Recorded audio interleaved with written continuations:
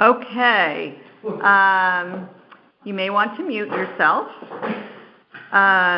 This is the June 5th, 2024 Economic Development Commission meeting, Town of Old Lyme.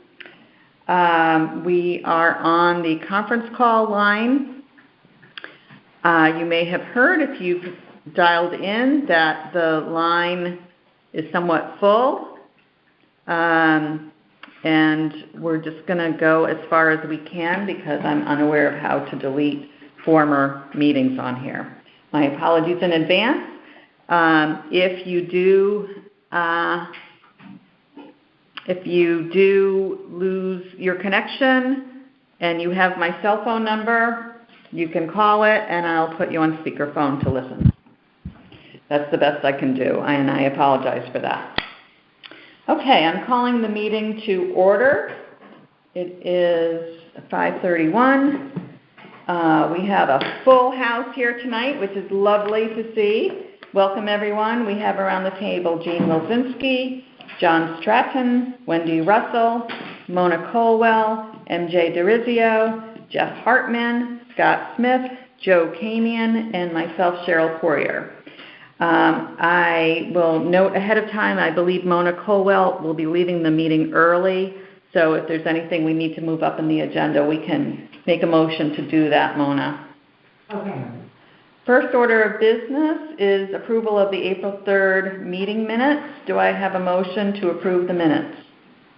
I'll make a motion to approve the minutes. Okay, that's Mona. Oh, and I should note we do not have our clerk tonight, so the meeting minutes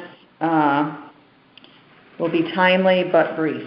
So Mona makes the motion. I'll second.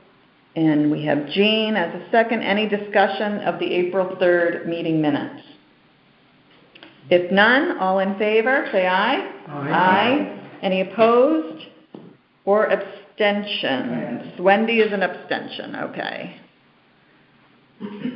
Very good. Okay, next order of business is public comment. Do we have anyone on the line who wishes to make a public comment? We do not have members of the public in the room. If you would like to make public comment, please unmute yourself. And otherwise, we will move on to new business. The first piece of new business is the Town Commission's Spring into Action meeting, which Jean Wilczynski covered on behalf of the EDC. Jean, do you want to report on that? Sure. I'll give a quick update. It seems like so long ago. It was actually April 27th, which was a Saturday. Not all boards and commissions were present, but a good number were. The first part of the meeting was Teams training for remote and hybrid meetings. We are going to be moving to that versus the phone call-in and other whatever else people were using. And then they also reviewed the new technology in the meeting room to use the big screen and things like that. I don't think we need to go into too much there. We had some updates from boards and commissions. I didn't take too many notes on that, and a lot of the things that were discussed are events that already occurred. Some of the town meetings and things like on the senior center were discussed. I know that the head of the affordable housing spoke briefly about the joint meeting they had with, I believe, planning and zoning, just trying to get everyone on the same page on some of their things that were coming up. And then there was also a discussion of perhaps doing some joint grant proposals, but no specifics on that. There was a caution on using commission-wide emails because if you reply to all and have conversations, that can be considered a meeting if more than a certain number of people comment on an email that was sent out. So there was a caution on that. There's going to be new doors and a new policy for locking up town hall, and I'm assuming that at some point they'll fill you in on that because I believe chairs of boards and commissions will all have a key card or pins or something like that. There's supposed to be a social media policy coming out soon. The one clarifier is if you do post things about activities we're doing, you make clear that you're not posting as a representative of the town, but as a private citizen.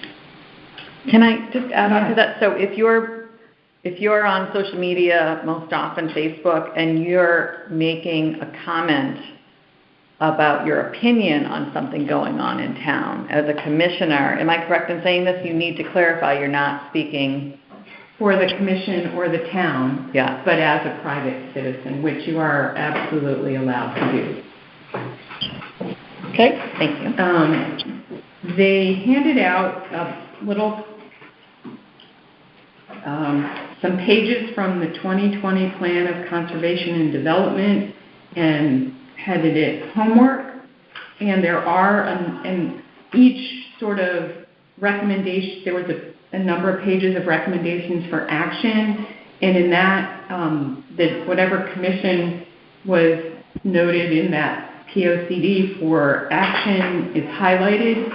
There are several pages where the Economic Development Commission is highlighted, pages 22, 23, and 28. There's a number of things, and some of them are just EDC, and others are planning and zoning, water pollution control, so there's, the request was to review that and let the planning commission know if we've done anything or completed any of those recommended actions. So I'll get everyone a copy of that so we can perhaps review it at some future point. Probably the next meeting we should do that. Okay. Is there a deadline to be done? No, I don't think there is. I mean, the alternative is we put on hold economic strategic planning, which was going to be a somewhat short conversation tonight because we have a full agenda, and you just run through those with us. We can instead. do that. I just didn't want to take up a lot of time looking over it tonight. So can someone make a motion that we postpone economic strategic planning and add to the agenda instead review of the POCD? So moved. MJ, okay. Anyone second? Jeff? Any discussion? All right, all in favor? Aye. Opposed? Abstain. Okay, so we'll do that instead tonight. All right, very good. That's it. Okay, great. Thank you for doing that. That was a great help. Okay, Amtrak bridge improvements.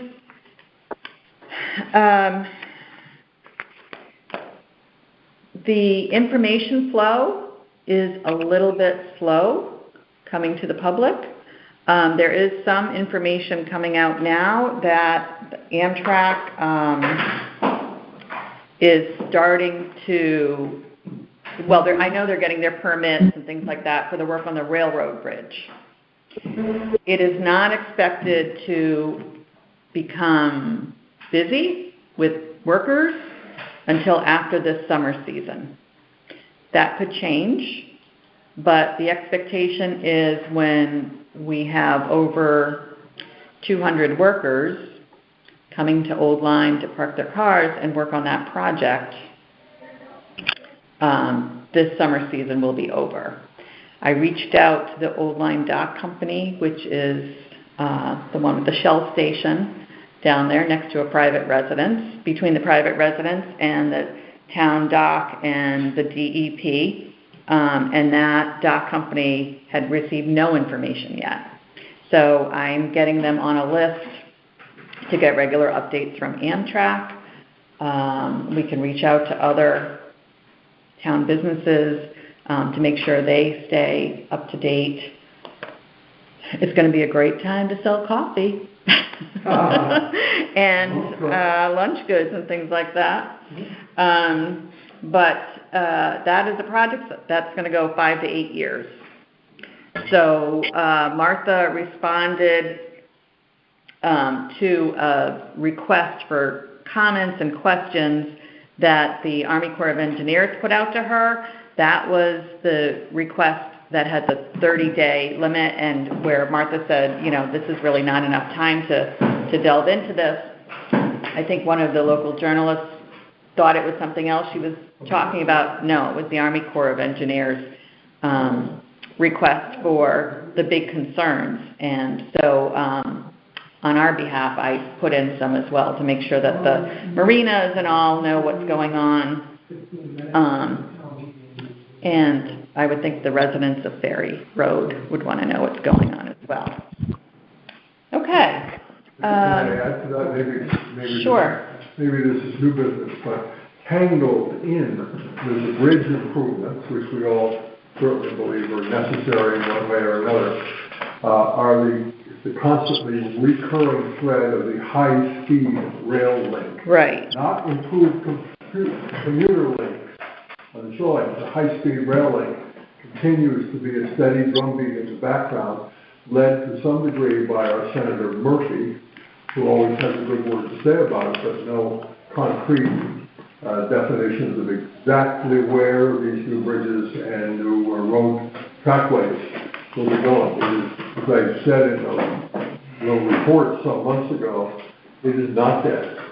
And we have to keep a close eye and ear to that, because it is tangled with other rail-related activities, and sometimes it's hard to determine exactly when, who, what agency, and what two-week waiting period do we no longer have, that kind of thing. So, Okay. keep that in mind, because Yeah. that could wreck our downtown and many other areas in town. Absolutely. Okay. Next on the agenda, anything else about the railroad bridge or anything to do with that? All right. Then next up on the agenda is real estate update, and that is MJ. Okie dokie. So, let's do the easy stuff first. Residential inventory is rising ever so slightly, but so are the prices. They just keep going up, even in this interest rate environment. The sales are through the roof. Price increases are 10 to 20%. The shoreline in this area had the highest rate of sales activity and price improvement of the entire shoreline of Connecticut this month. This month report that I have that I'll send out to everybody is a 60-day report, so it looks a little fatter than it is. On the commercial side, 2 restaurants are for sale still. The old silo at 100 Shore Road is property, plant, equipment, $685. It's been on the market for well over a year. She brought the price down, but obviously not enough.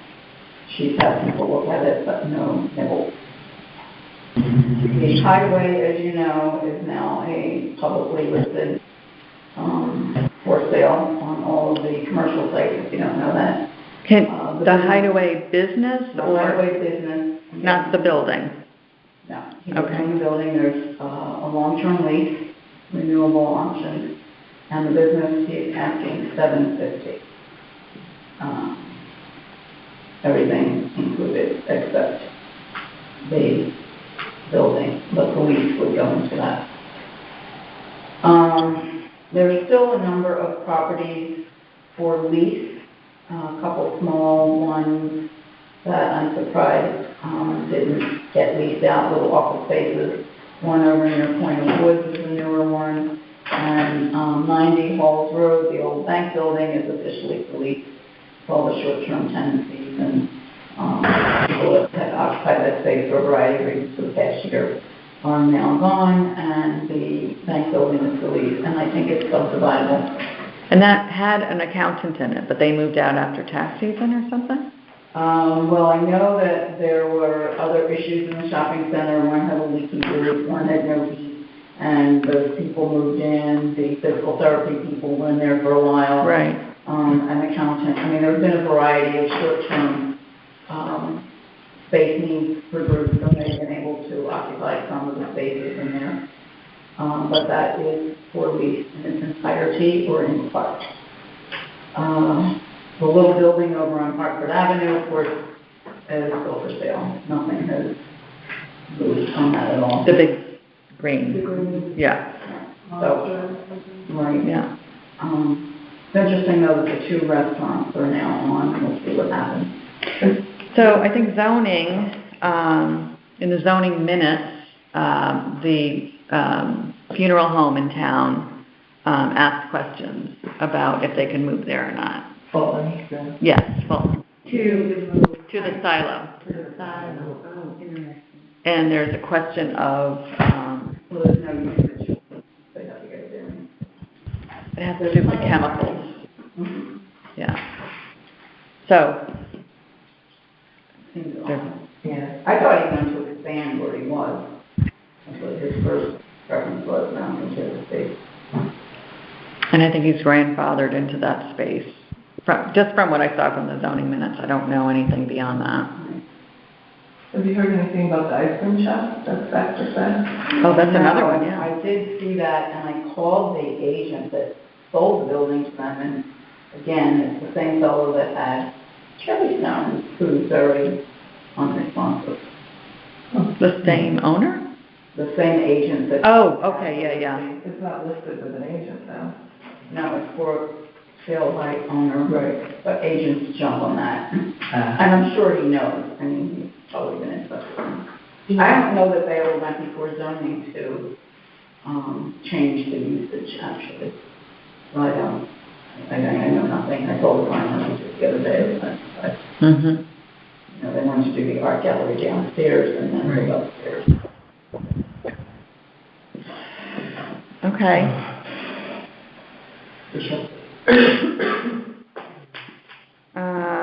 Any other Oh, and questions? by the way, just one last thing. There are some large spaces for lease over in the industrial park. And they are large. And they are subdividable. Do you know what buildings those are? Yes, I do. 7 and 10 Vista. Oh, okay. Do you happen to remember, does anyone know who moved out of there? No. Okay. All right. I'll check on that. Kind of an awkward space, to be honest. I know that there were a couple of interested parties in it a few years ago when the spaces were empty and they weren't going to get through zoning and it wasn't going to accommodate the. Okay. All right. Mentioned the funeral home. The other thing, just about residential and housing for people looking for rental units. I don't know if you've noticed this as well, but every once in a while, and MJ, maybe you can comment on this, but I saw a rental unit in Branford. I don't know why it popped up on my social media, but it was a studio apartment built into someone's raised ranch, I think, and studio apartment, and it was a good $1,800 a month. But also you had to prove your take-home pay was equivalent to someone making like $70,000 a year. So these young people who are out of college, maybe they're making 70, maybe they're making more or less, all they can afford is a studio apartment or roommates for a very long time. So I think it's just... Well, that's not a unit that would be subject to a real regulation because it's in someone's home. They pretty much free to go and do what they want. Mm-hmm. The apartment rental market is very tight. You can ask Jeff about that, his expertise. There's very little here. There were 2 apartments that came up down the street. They were gone. Rickety, split out. Yeah. And then there are a couple that are coming on over on Lyle Creek, and that is it. And they will be gone, lickety split. Yeah. But the rents are substantial. Amazing. Okay, anything else on real estate? Opening... Can I ask you, I mean, how quickly did your, It's 95% in what time? in 3 months. Yeah. I'm not been 100% full for 2 months. And I'm building more units in July. Yeah. Do you have a sense of how far your renters are commuting? Because someone could, without understanding the market, say, One is a nurse in New Haven, one's an engineer electrical. A lot of people are, Middletown, Hartford, a lot of mine are my age or older that are kind of sold down their homes and are on kind of a maintenance-free okay, yeah. environment, so. It's mixed use and you said younger people doubling up. And it's a walkable area. Not really, Yeah. not great until the sidewalks are finished on the bridge. So right now, it's not great. The bridge construction has Right. 60 to 90 days maybe. Okay. Yeah, the rents are, it's embarrassing to see. I have management companies, so they manage the rents. Oh, market rate, Yes. right? But my 2-bedroom apartments are, significantly higher than what I performed now at. So, I like to say no nice product, so we have good service. I'm sure. Well, there is a big difference between what he's offering and what, like the station is offering and the existing older apartment housing. And the existing older housing, like even that little studio, which isn't part of that definition, Mm-hmm. they're gonna get those prices, which is the plan. Okay. Thank you, both. I want to interpose the supposed Lund Academy house students. Now, are you including that in deliberations as far as open market housing? Yes, those are no longer affiliated with the academy. They reverted that to the builder owner. He has an option to build at least 2 more buildings, if not 4. That's what I was thinking. And he That has was for sale. budged from that as of yet. You say he has not pledged. Correct. Is that what- I inquired, I have people all the time that downsize, so they're always like, get me on a list, get me something. But is that land still constrained by so-called, quote, educational use limitations? No, Which is what it started as that. I don't think they erased the I had a residential use. I think they just overlaid It's gonna show up education so to give the academy some benefit. First is, sort of. it's amazing. I can't. But now it is open market commercial. Residentially zoned, and there is an educational use permitted. Okay. I think that's how it's written. I have to get check questions that. on this occasionally. Right. Do you need to leave now, or? I can go 5 more minutes. Okay. Anything else on real estate? Joe has had a change in his schedule. Can I ask that we adjust someone make a motion to change the agenda order, and we'll do Shoreline Gateway right now? Yes, I will make a motion to do that. Okay. And I'll second it. All right. Okay, Shoreline Gateway, the last meeting I couldn't get to, but I gave a report, and I will just share with you. I'll just find where I put it. Over here, okay. My task was to meet with the East Lyme officials that enforce blight, because they have a blight ordinance that's been enforced since 2016. So I just kind of had a casual discussion. I didn't want to call it like hard facts or policies or procedures, but I reviewed their experience thus far, and that they've had a good outcome with it. As far as they're concerned, they've had a noticeable reduction in blighted properties because of enforcement of their ordinance. They had one site that had 82 tons of junk and debris removed, and I don't know if we have any contenders for that record, but we might. We have a couple, but when I circuit around town as a distance runner, I see all of these properties, because I ultimately end up at like 20 miles. You get a pretty good tour. What their approach is, kind of, they take a multi-step process. They start off very gentle, very soft, going out to, a complaint, if you will, or if the enforcement officials just decide to enforce because it's obvious there's a blight problem. And they ask, how do I help you help yourself? They try hard not to invoke the blight enforcement, instead trying to build a rapport with the property owner to say, look, your place is a mess.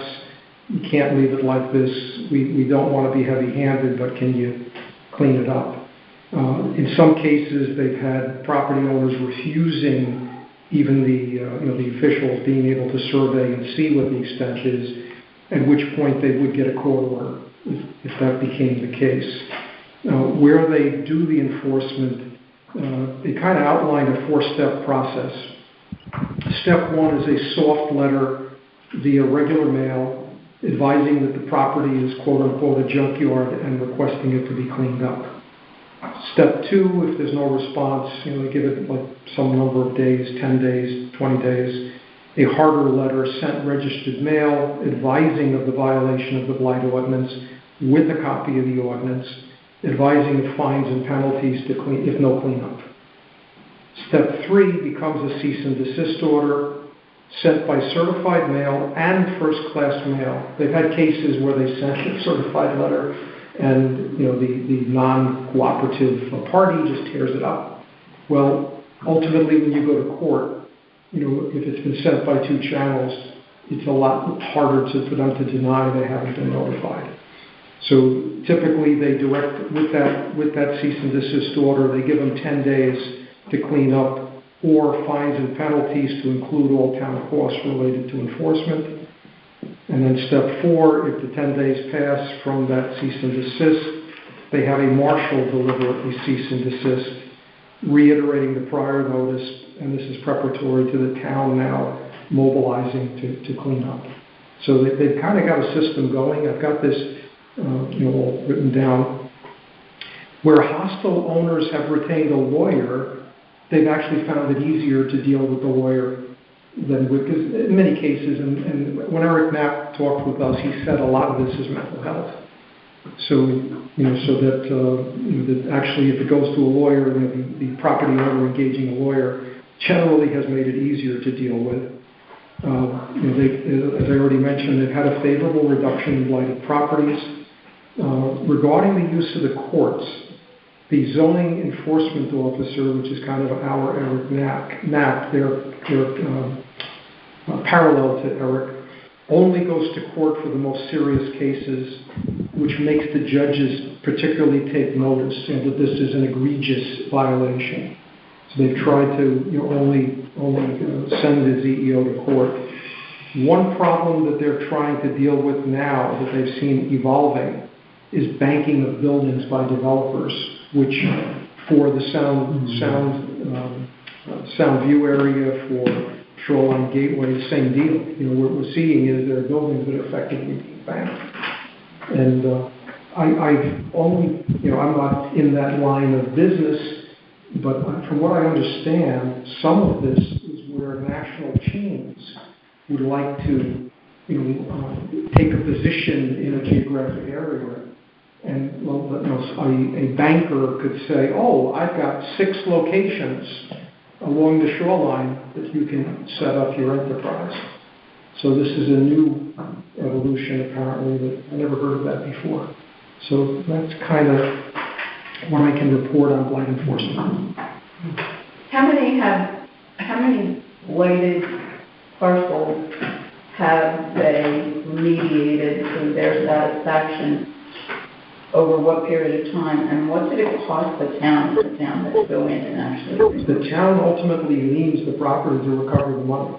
So it doesn't cost the town up front, but they will eventually recover the money. I didn't get an exact count, but it sounded in the order 10. Over what period? From 2016 to now.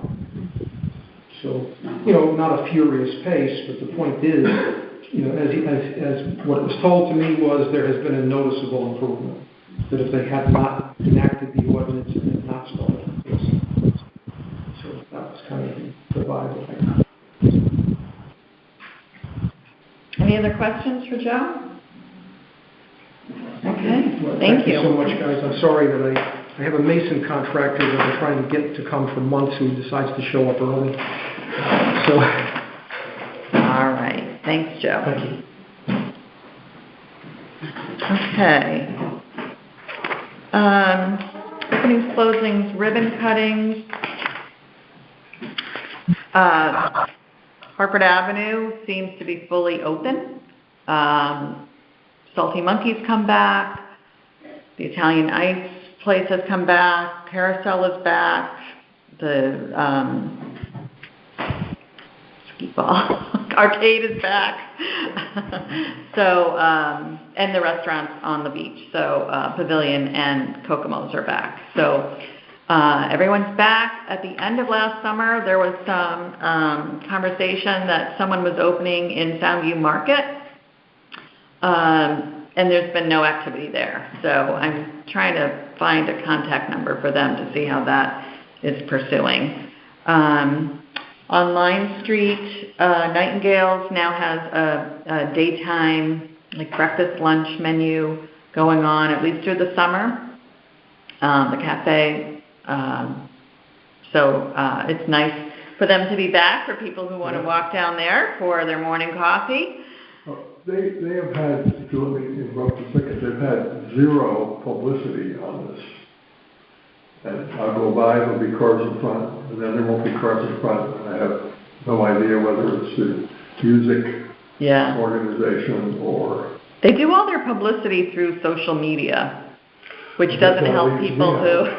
And I'll tell you, Lorelei, who is running the food operation during the day, she had planned to be closed Sundays, but now she's going to be open Sundays because she was so shocked at the amount of traffic she got off the highway on Saturdays.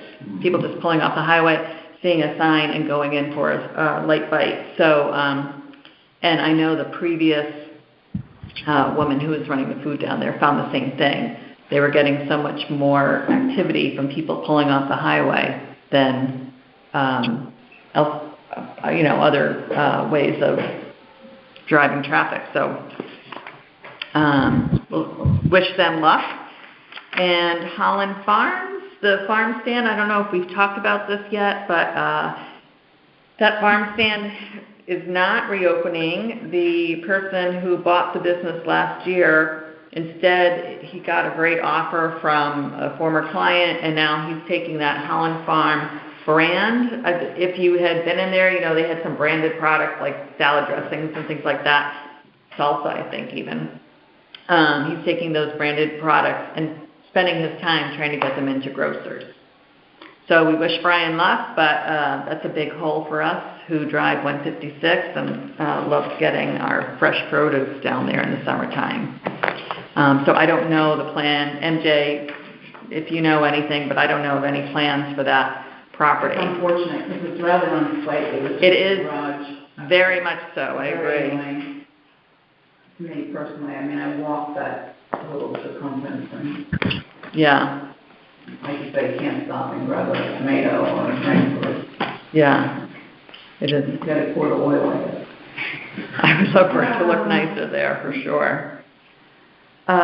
Ribbon cuttings, we had the Sapore ribbon cutting. There was a kind of a mix-up on that. Everyone was doing the right thing, and it just, wires got crossed. But because they joined the Chamber of Commerce in Saybrook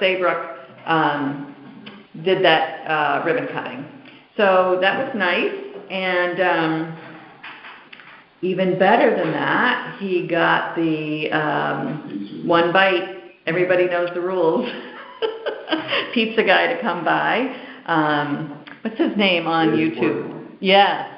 This guy has Rick did a similar good piece on it. Okay, well, this guy has a national following. He goes to pizza parlors all over mostly East Coast and Midwest, but mostly East Coast. But I would say all over the country, he's got a following and rates them. And he came down the shoreline. He did a couple of places in other towns, and he did Sapore's.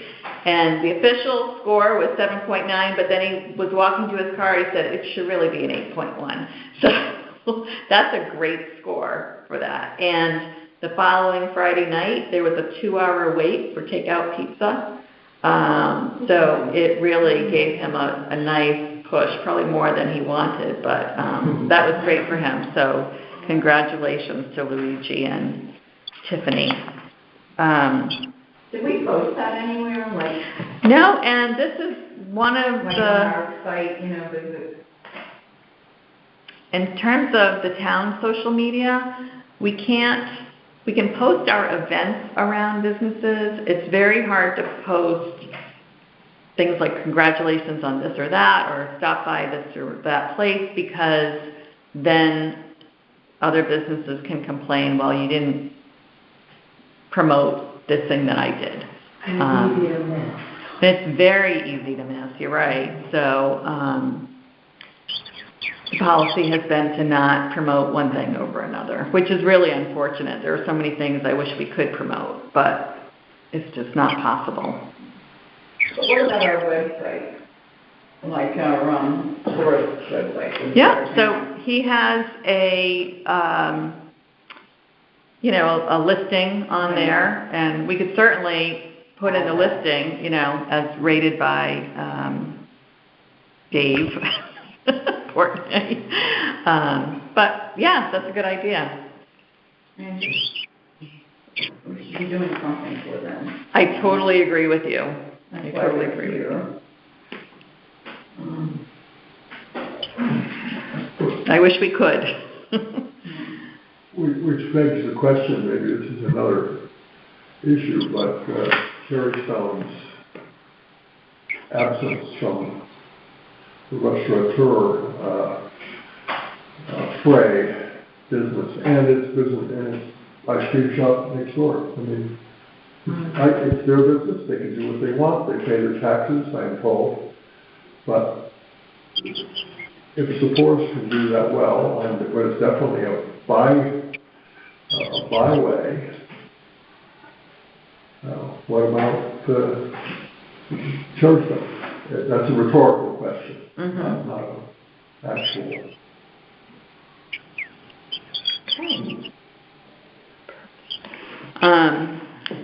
Thank you. Eastern Regional Tourism District update. Wendy. They canceled May's meeting due to phone sickness or something. So the last meeting I attended was April 19th. I did send out an email to all our area people for brochure distribution. They're going, for all the shows like the Mystic Art Show, and the rest stuff, the travel stuff. So they're going to distribute all those. I don't know if anybody did. No one really kind of responded, but I let them know the address to send them to and all of that. My next meeting is next Friday, board meeting, so I'll have a lot more information, but I don't know. It's been a little quiet, but, and did we talk about the new tagline for Connecticut, Make It Here? No, but that will roll Okay. into something I'm going to say, Okay. add on to what you're saying. But first, can you ask why our rest stop is not open? Our information center, our welcome center? Yep. That should have been open by mid-May. And I went by maybe yesterday, and I didn't see it open yet. That's the one in Westford? Yeah, that gets a lot of traffic. We used to track it at Florence Griswold Museum with coupons that people would pick up there, and we would get a lot of coupons. So I know it gets good traffic. Yeah, that's all. Okay. So, I'm not sure why. yeah, I don't know if it's a budget issue or not, or manpower. So, go ahead and. No, I was just saying the tagline for the state is Make It Here, and they want you to play off of that. So it was just something that we should probably think about if we want to put it on our website, make it, I don't know, they're saying you could play with the words, make a memory here, make whatever. Anytime. Make a splashy, Yeah. whatever it might be, you could play with the wording but they want to make it here, kinda in there somewhere, so. Just something to think about so we could get included. The Eastern Tourism Board is gonna do 41 reasons to make it here. Oh, And they included Black Hall, I didn't see any, and Florence Griswold, I think we're both in there, but I didn't see anything else. And that's about it. There was Tourism Week in May, I don't know if anybody was able to attend the state tourism, The listening tour? governors.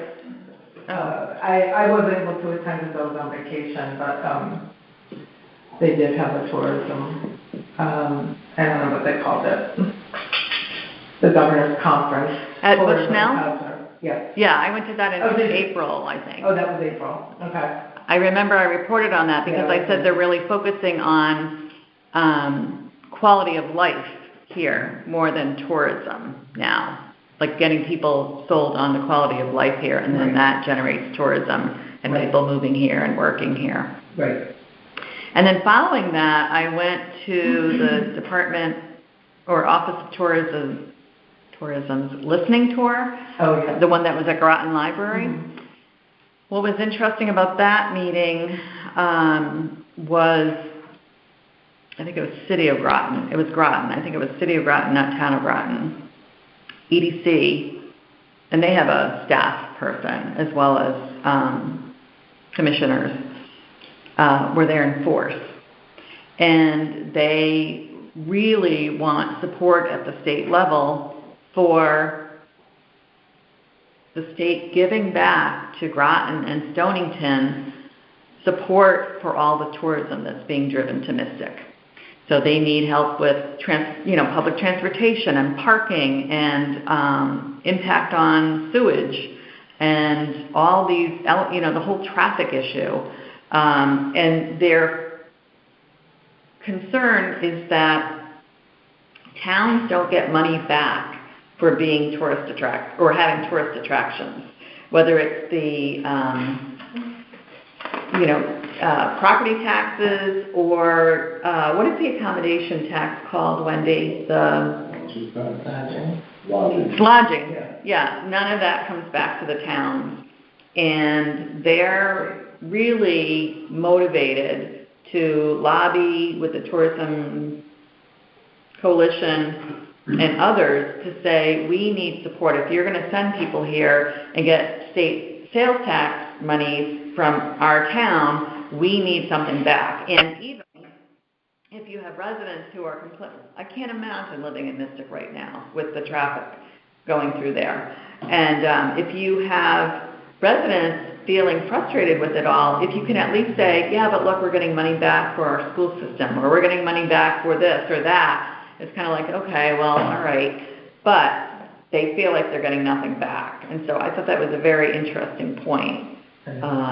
What was the organizing group again? I think it's called the Tourism Coalition. I could find that, Connecticut Tourism Coalition. Mona's got out the Google machine, so she'll find it for us. Like a lobbying group? Yeah, at the state level.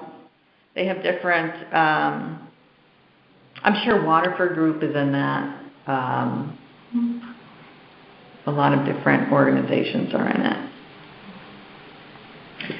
Okay. I actually have one other thing on tourism. So the last Friday or the Friday before, the Greater Old Saybrook Chamber had an event at a breakfast at the Old Lyme Inn, and they talked about having flyers for local groups that they hand out all the time from their office. So if we have local entities, one thing she talked about was that Old Saybrook now has a walking tour and they have all these brochures. I'm like, well, do you have brochures for our walking tour? So I made a point I need to connect with the Historic District, the Historical Society. Yeah, exactly. So they hand those out all the time to people, and they're always looking for things to do. So anyone from Old Lyme who had something like that, I'm sure they would love to have Okay. more to provide. That's good to know, because So that might be an option for people if the Westbrook isn't open and available. People do go to the Chamber of Commerce office in Old Saybrook yeah, looking and for things.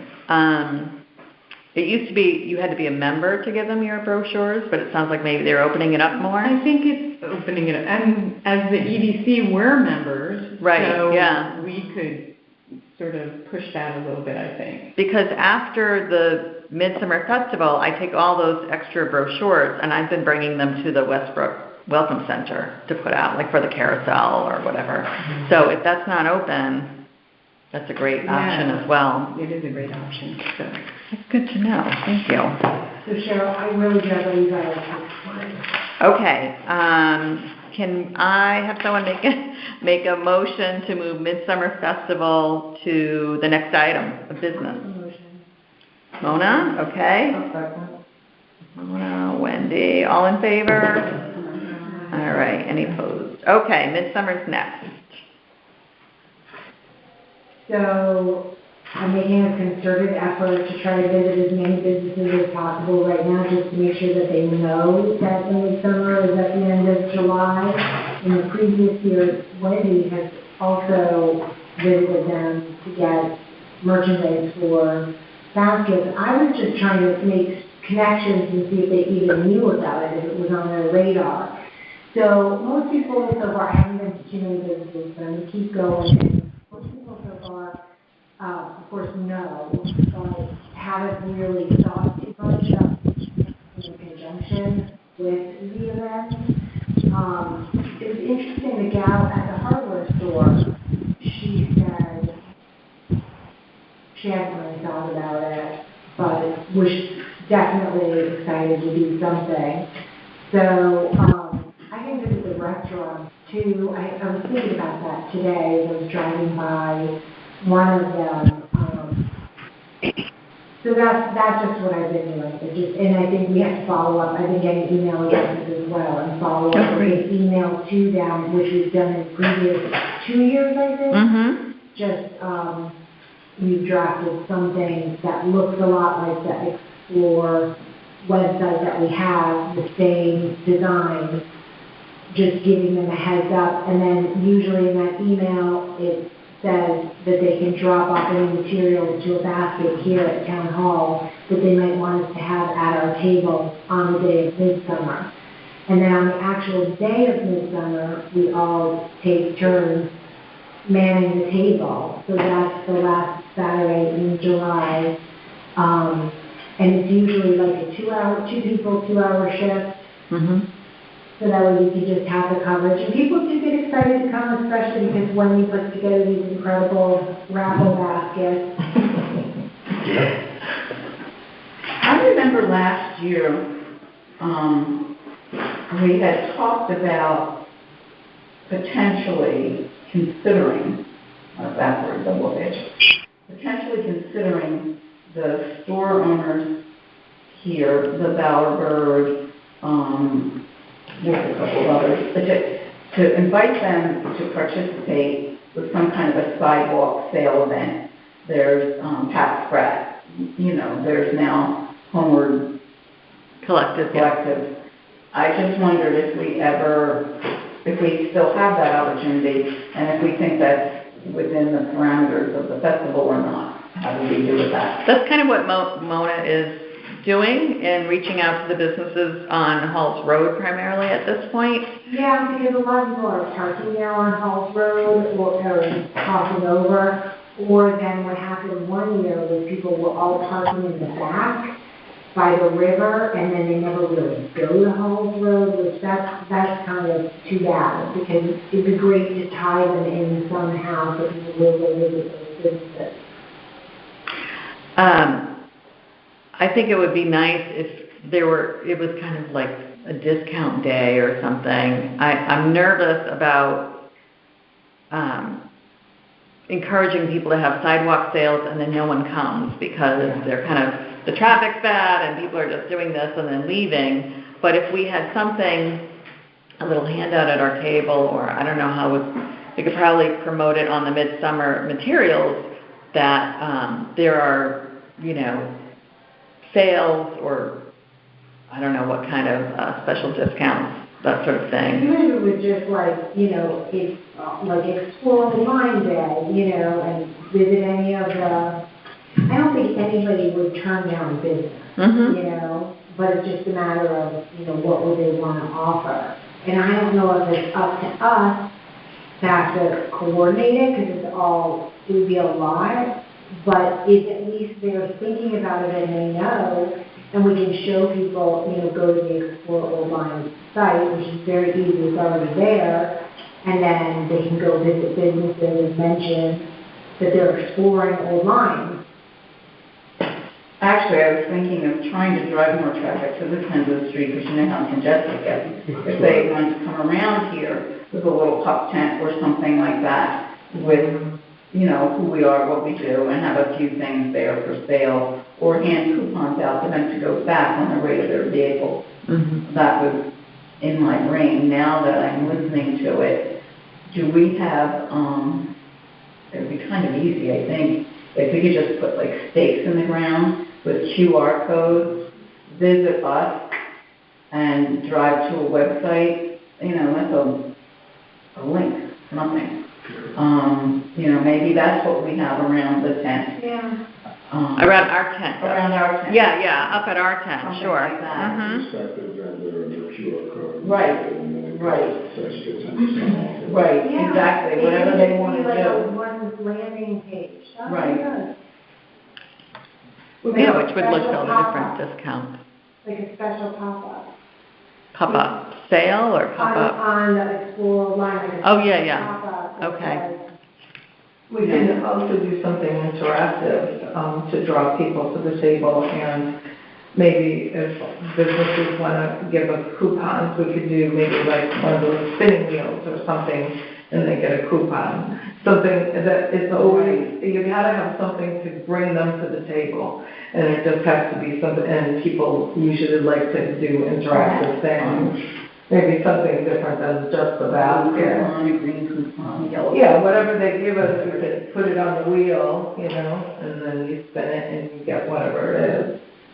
But I think that underlying some of the things that have been said, if people have gone through the struggle to get parking up here on Lime Street, going around the art stuff, they really are not prepared to walk over the bridge into the forest of the shopping centers and nowhere to go. Well, they're parking over there. well, they're parking, they're directed to park on Halls Road. So they're parking by like the shops right there. Some are at Florence Griswold, some are at the high school, or across the street from the Lyme Academy. I mean, maybe it's, Old Lyme Days for the week following, starting that Saturday, if they're in that town that day, and the coupons expire, the end of August, or That's a that really later in the good week or idea. something. That's a really good idea. That could be handy, so then I'll be around to get your coupon. Is the academy involved at all this year? They have their gallery open, they have a student and faculty show going on, and their store, du Girondin, will be open. Okay. We have a new exhibition going up at Lyme Art Academy. And one last thing, will there be fireworks this year? I assume so. I have to say, I have not been paying attention. It was kind of iffy. From the weather. Well, no, it was just Field, right? yeah, but people were like, it's noisy, it's late, do you remember all that? I don't know that. Yeah, we struggled with whether or not they were going to continue with the fireworks, I recall If that. it's in the budget. Okay. Fine, thank you, Mona. Thank you. I have not even paid attention to whether the fireworks are happening or not, because that's Town of Old Lyme versus the Arts District partnership. So people Well, it hang out. brings people here in great quantity. Right, I believe you're right, yeah. So, It's I don't know how to on- leverage that if we need to, but still, I was just curious, it occurred to me that. I'll find out about that. some of my neighbors have been among the people who complained about the noise and the detritus of the fireworks. I do remember that correctly, right? They Yeah, you were did. I wrote adamantly opposed to a, it. Yeah, okay. nasty letter to the selectmen saying, okay. hey, they don't like it, Yeah, I didn't make it up. they're ruined. Okay, Rivercog Regional Economic Development Committee. Thank you.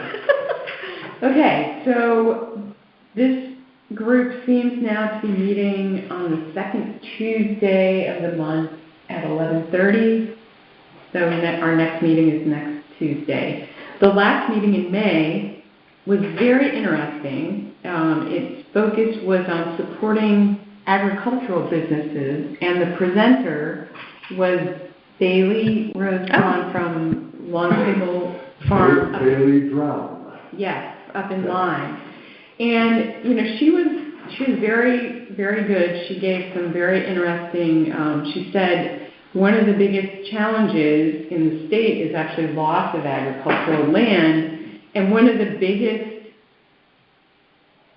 taker-overers, if you will, of agricultural land is actually renewable energy, because it's a lot easier to build a solar farm on farmland that's already been cleared and whatever than it is in a lot of other open land. So that is a concern, and also people buying up farmland and building, you know, one big house on 5 acres and things like that. So those are issues of how we lose farmland. But overall, she was very positive, said there's a lot of grants available to new farmers, whether it's USDA, which she mentioned that the Norwich office has been really great to work with. There's a number of other state and private industry grants available for new farmers. So she was pretty excited about that. She said that local community support is really key to the success of new small farmers. And there's a big focus on regenerative farming, which is which they practice. It's, I believe, somewhat organic, trying to use compost. They have, you know, a composting program up in Lyme. She talked about food hubs, and then she also talked about how they've been able to get workers by having an apprenticeship program, and they basically provide a stipend and room and board for seasonal farm workers. And there are special rules for seasonal farm worker housing, so they essentially have some tiny cabins and then provide access to showers and bathrooms. So I think that their tiny cabins have electricity but not a separate plumbing. And they're seasonal, so it's very clear that it's not ever going to be year-round, but that's how they've really managed to have a pretty good workforce by having that available. Is that part of the WOOF, W-O-O-F, national program for would-be farmers? I don't know. Okay, just throwing that out, because she was interested in that several years ago. Right, and she also talked about the need to have food hubs, which are local entities that help connect the food growers and processors with the food users and consumers. So that can be things like what she's doing, which is hosting the small farmers market, things like that, but also could be larger groups that bring in, you know, more, including making available commercial kitchens. There was some discussion of talking with churches, even in Old Saybrook, what would be the rules for using their kitchens when they're not using them themselves. And so there was a number of really interesting discussion there. And, you know, the Connecticut Farmland Trust works to match available lands with people who want to go into farming. And my understanding, I hadn't looked it up, but that Connecticut Farmland Trust has a listing, if you will, of all farmland in the state, or as much. And I actually was up at her farm over the weekend. If you're looking for strawberries, she definitely had some. Yeah, and they were great. But she was saying that we definitely have farmland in Old Lyme. And a lot of times a new farmer may not be able to purchase the land, but they may be able to rent the land, and that's fairly affordable to get started that way. That's what got Bailey and her partner involved in Old Lyme. I think they called it Silt Lane. Yes. A guy who owned an extra 6 acres in the back, which had been a very productive farm, true, bottom land, so to speak. And they sold the owner. He was interested in having it happen. Sold the owner though on a, as you say, regenerative farming. We plant the crops closer together because you don't have a giant tractor using up extra sticks so you can get in many more rows. But they might have to be handled by people. But people are a lot cheaper than tractors if you only have them for 2 or 3 months of the year. So that's where that ties in. So it's organic, but she was careful to say that it's not classified as organic because they have nothing against using pesticides if there's a problem. So it's a balance. So anyway. So anyway, that was the conversation last month, and this coming month we're having a presentation on workforce development, attraction, and retention with a woman from the Workforce Alliance, and then the Executive Dean of Workforce Innovation and Partnership at the Connecticut State Colleges. So that should be also quite interesting. I did look on the RiverCog website to see if there were recordings of our meetings, but the Economic Development Commission must be so new that they haven't been posting them yet. Where are those meetings? They're on Zoom. Oh, okay. You could also go in person to the meetings. Do they have guests? I never have had guests, but I don't know that there's anything against it. I'll ask about that. Find out, let MJ know. Interested. That's it on that one. That's it, okay. Thank you. They are having the fireworks, 7:27. Thank you.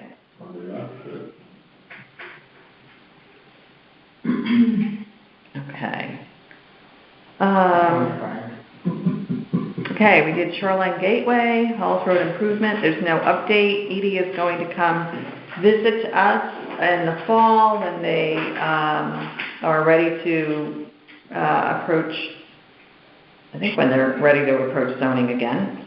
So are they still on their fact gathering feedback mode?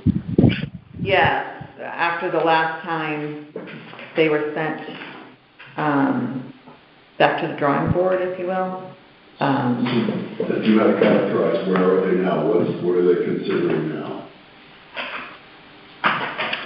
They have multiple streams of work going on. They're working on the bridge and getting funding for the bridge, the pedestrian bridge. They're working on sidewalks and grants for that.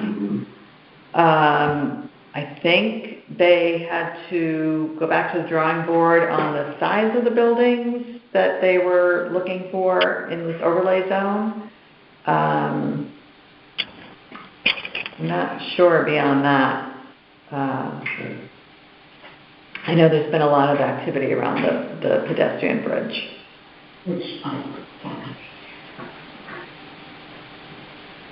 Okay, Make Music Day happens Friday, June 21st from 5 to 7. There's a children's concert at 4 o'clock at LASB. The footprint will be from the Congregational Church, where the Old Lyme Town Band will be, up to about the firehouse.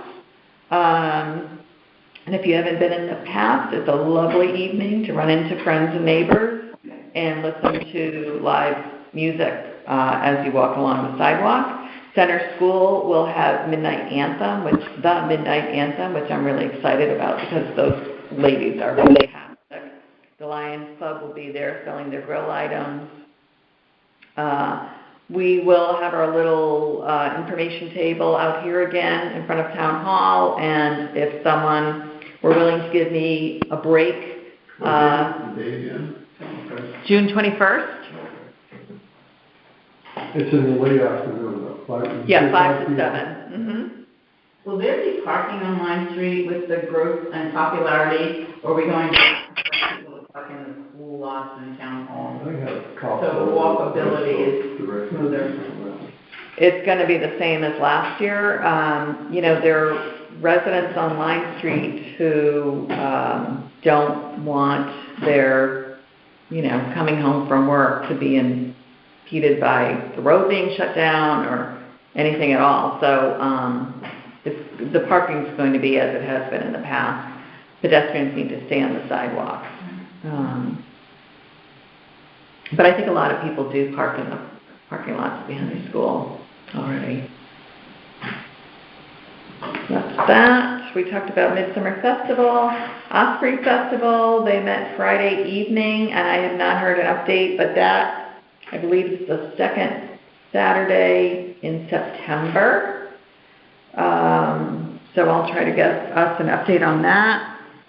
Light Up Old Lyme is something that the old Lima Lyme Chamber of Commerce used to do. It was a way to brand all the different holiday activities going on in town on the first weekend of December. And the Lyme Artisans Guild is spearheading, kind of organizing a lot of things for that Saturday. So that's exciting that they're picking that up. Okay, instead of economics, you know what, I just want to add one other update because I'll forget it at the end. Mark Comstock met with Mark the Shoemaker and myself. We met him last year at one of our meetings. He came and talked about agricultural tourism. Yeah. He's organizing a contractor fair, I think is how it's termed, but all of the landscapers and masons and carpenters and all that kind of market, he'd like to hold a fair at the Hamburg Fairgrounds. So very early in the planning, but his goal is to make people aware of what businesses are being run by people in Lyme and Old Lyme that can help you with your home improvement project. Has he consulted with the Grange there, which is the owner of the property? It sounds fine, but the Grange would have to give a blessing, I'm sure. Yeah, he's talking to people up there. I don't think he would have mentioned that building if he wasn't on that. Okay, I will ask the Grange people. David Roberge is involved, so. He is a member of the Grange. Yes. That's his role. Yeah, so he's taking care of it. Okay, But- but I'm saying, David, I don't want us to get involved because I don't want to mess anything up for what they're already doing. I don't think that would be a problem, but in any Okay. event, All right, they have to get that blessing. I understand Okay, that, good. but it's not our project. I was just letting you know what Mark Comstock's working on. I'm glad that he's doing that. He's marketing the heck out of his Grange. Yeah. Okay, our last item, instead of economic strategic planning, Jean, if you could run through the actions that EDC, and we're just going to take note tonight and understand what we're supposed to be doing over the next couple of years. Okay, so the Town of Old Lyme's Economic Development Commission contracted with Advanced CT as part of their wider strategic process. The results can be viewed on the town's website.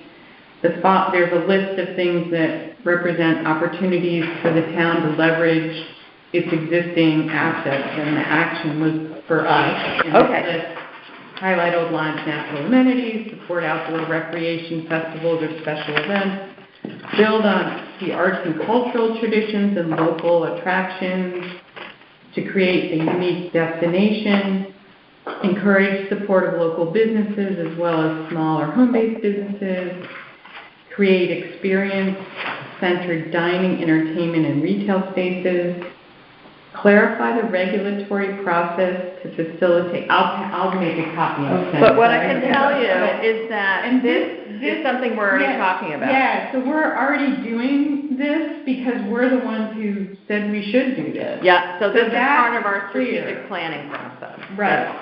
And then, there's some action for future economic development that goes to planning and zoning, water pollution control, economic development and board of selectmen, new commercial development reflects historic small town character. Again, planning and zoning, historic district, economic development, Halls Road, commercial, zoning and economic development, let's see. Public access should be identified and publicized, including pedestrian and bike access to the town's waterfront areas, which some are listed. Planning, economic development, open space, parks and rec. Light manufacturing limited office should be encouraged in the existing industrial district. Again, we're already talking about a lot of these, which is great. And there's a ton of other things that have nothing to do with us, which is good, because there's plenty of other boards and commissions. The town should review options for using Art Academy buildings for alternate uses, such as commercial, residential, and that went to Economic Development, Zoning, Historic District Commission. I don't know how much control we really have over it. Well, that was when it was empty, so Yeah. it's interesting that should have fallen off. Yeah. Right, and that, I think, so I think because most of that was from our own work that we initiated, I think we're already covering all of that. Okay. But I think the goal would be for us to let the planning commission know that we've done a lot of that. Mhm. So that's what What was the date of that study, though? I'm trying to remember. I mean, this plan, The advanced CT? Well, this is the 2020 plan of conservation and development, so it was before that. Yeah, it was the final report came out in 2020, in the spring. The advanced CT one. COVID. Yeah. Mm-hmm. So those are pages, you said pages 22, The majority of 23, that, 28? other than so the only one on 28 was the one about the Art Academy. Oh, The okay. rest of it was all on 22 and 23 Okay. of the POCD. Great. Okay, good. So like you said, that's all part of what we're already talking about in part of our strategic planning. Yeah, and I think there were a couple of outliers, like promoting access points to the water, and I Well, and one know of that's them on said Exploral Line. one of them said create, and I'm like, I don't think our role is not to create experience-centered dining, entertainment, and retail spaces. That's not our role, but to encourage that maybe, but not Mhm. create it. Mhm. That's a good point. Encourage and support it. Yeah. Okay, any other updates? This is a more of a question. Does anybody know why and how the vast, open, clear-cut tract of land to the immediate west of Cross Lane is all about? Is that where That's what the storage unit. that was for the planned storage unit? Right. But that did not stop them from leveling Right. the trees and Correct. odds and ends of little buildings there. That's what I thought, but it strikes me that they are rolling the dice a little bit there. It's also, if I may say, unsightly. And, You should go to a zoning meeting. huh? Go to a zoning meeting. I probably will, or You something should. like that. But I don't want to be anti, a nice, storage unit, but that's not a good way to sell your, wares. I have a question. Budget. What is our budget currently, and how are we spending it? I'm thinking of this list, and if we're to promote and encourage, I'm wondering if we have money in the budget to promote and encourage certain things that we can decide upon. Advertising, for example, what a great place to work and live, and here's opportunities in this part of town, that part of town, and, fill the void with this or that. I don't know, I haven't thought it through, but it just occurred to me that we do have money, so what are we doing with it? Can I bring that to the next meeting? Yes. Because our new budget starts July 1st, and we had very detailed, line items on what we were going to do. Sure. We can put that on the agenda for next time? Absolutely, thank you. That would be good. Budget. Okay, anything else? The state released the 2024 town profiles, I'll leave it. Oh, okay, great. They just released it. I hope we're looking good. Anything else? All right, do we have a motion to adjourn? Yes. Who was that, MJ? Yes. Okay, second? Second. Jeff, all in favor? Aye. Aye? All right, thank you, everyone. Is the